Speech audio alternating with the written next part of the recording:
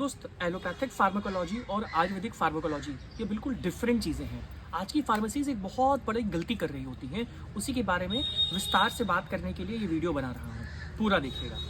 शायद आप आयुर्वेद को और ठीक से समझ पाएँ और हम कुछ ऐसी औषधियाँ निर्माण कर पाएँ जो बहुतों का भला कर सकें। दोस्त, वेस्ट को केटर करने के लिए या फिर साइंटिफिक वैलिडेशन के लिए हमें एक्टिव कंपाउंड्स की थ्योरी पर विश्वास करना पड़ता है, यानी कि किसी द्रव्य में कोई एक्टिव कंपाउंड है, वही कार्य कर रहा है, उसे आइडेंटिफाई करो और प्रूव करो।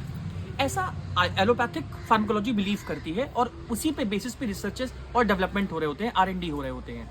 पर ऐसा आयुर्वेद में नहीं होता। इसलिए नहीं होता क्योंकि दोस्त, आयुर्वेद में जो भी द्रव्य कार्य कर रहे होते हैं वो किसी एक एक्टिव कंपाउंड के तौर पर काम नहीं कर रहे होते हैं, बल्कि एज अ होल काम कर रहे होते हैं।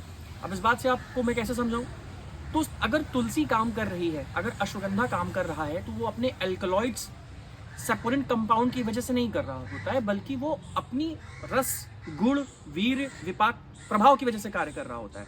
हरितकी अगर कंपाउंड के रूप में काम कर रही है, किसी कंपाउंड के रूप में आपके इफेक्ट दे रही है बॉडी में, तो वो जरूरी है कि किसी एक एक्टिव कंपाउंड की वजह से काम कर रही हो।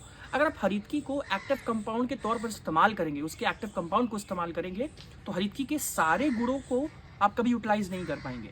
पर ऐसा होल द्रव्य, अगर आप इसका नया प्रोस्पेक्टिव देखेंगे, फिलोसफिकल एंगल देखेंगे, तो आप इसको बहुत अच्छे से समझ पाएंगे और एज अ होल द्रव्य बॉडी में इस्तेमाल कर पाएंगे।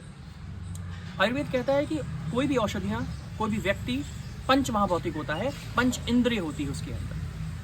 गुण होता है, वीर्य होता है, विपाक होता है, प्रभाव होता है, अनंत गुण होते हैं उसके अंदर, और वो समय समय पर आपको उसी हिसाब से रिजल्ट दे रहे होते हैं।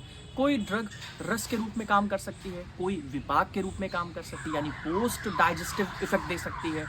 कोई सिर्फ टच करने पर ही असर दे सकती है। जैसे आप रुद्राक्ष पहनते हैं, पंचमुखी रुद्राक्ष सीने में धारण करते हैं, आपको उसका रिजल्ट दिखता है। कोई रस पे काम करती है, मधुर, रम, अम्ल, इस तरीके से कार्य करती है। और हम जब इसी चीज़ों को डिफरेंट तरीके से रखते हैं, स्टडी में रखते हैं, अपने प्रैक्टिस में रखते हैं, तो हम डिफरेंट रिजल्ट्स देख पाते हैं। पर इसे अगर हम साइंटिफिकली वैलिडेशन के तौर पर जाएं कि इसमें ऐसा क्या है जिसने रिजल्ट दिया, आप अनआइडेंटिफाई कर पाएंगे।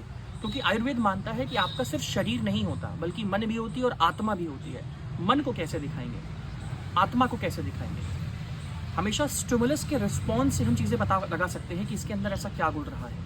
इसीलिए आयुर्वेद को अगर आपको पढ़ना है, समझना है, प्रैक्टिस करना है, तो इसे इसकी ही भाषा में इंटरप्रेट करके ही समझना होगा।